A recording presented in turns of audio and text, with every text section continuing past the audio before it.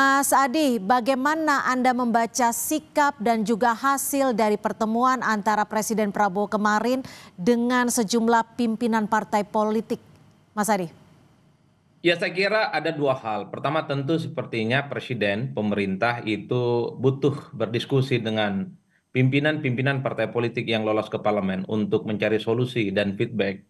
Kira-kira apa langkah terbaik untuk menghadapi situasi yang berkembang belakangan ini yang saya kira gejolaknya cukup luar biasa. Kalau kita mau jujur, sebenarnya salah satu trigger dari gejolak ini semua kan tidak terlepas dari kader-kader partai politik, Mhm. khususnya yang ada di DPR.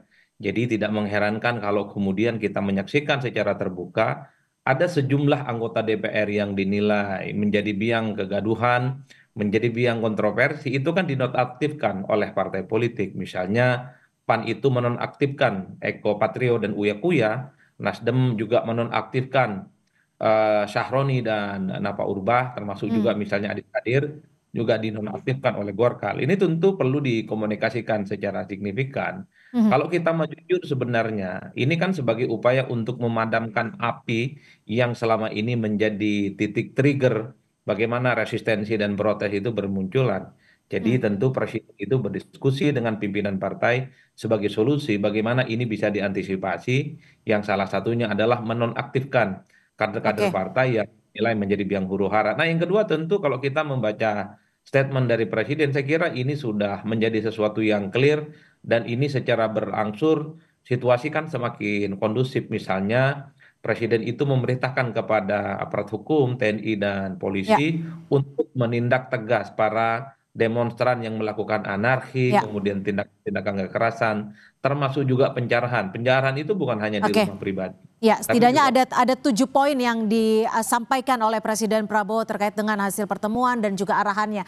Tapi Mas Adi, yang menarik adalah salah satunya kehadiran Ketua Umum Partai Politik Bu Mega seperti itu. Bagaimana Anda membaca Ketua Umum PDIP Megawati Soekarno Putri turut hadir di situ, bahkan juga berdiri tepat di samping Presiden? Ya, saya kira memang secara prinsip Prabowo Subianto ingin menegaskan kepada publik bahwa semua elit-elit kunci, termasuk ketua umum partai yang saat ini tidak berada di barisan pemerintah, Mhm. itu siap bekerja sama gotong royong untuk menyelesaikan persoalan-persoalan kebangsaan. Bahkan PDIP sekalipun yang tidak menjadi bagian dari kekuasaan, ingin menjadi bagian dari menyelesaikan persoalan-persoalan ini. Yang kedua, bagi saya secara prinsip Prabowo Subianto ingin kasih pesan bahwa PDIP yang saat ini berada di luar kekuasaan menjadi oposisi siap bekerja sama di tengah situasi kritis, di tengah situasi-situasi yang sedang bergejolak. Inilah yang saya kira sebagai pesan persatuan, sebagai pesan bagaimana konsolidasi elit-elit kunci di negara kita ini dijadikan sebagai Hmm. sumber utama untuk mencari jalan keluar supaya krisis politik dan gejolak politik yang selama ini selesai itu bisa tuntas.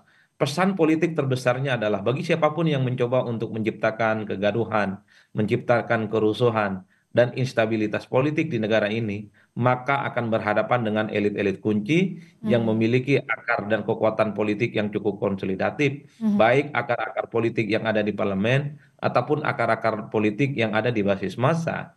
Karena apapun judulnya, kita tahu partai politik ini adalah kader-kader mereka ada di parlemen, mulai dari DPR pusat, provinsi, kabupaten, dan kota, Mhm. dan partai juga punya jejaring dan kaki-kaki politik yang ada di grassroots. Jadi pesan konsolidasi dan kerjasama politik inilah ingin diberikan kepada pihak-pihak yang selama ini ingin membuat kegaduhan, ingin membuat huru hara, Oke. membuat instabilitas yang tidak terkendali.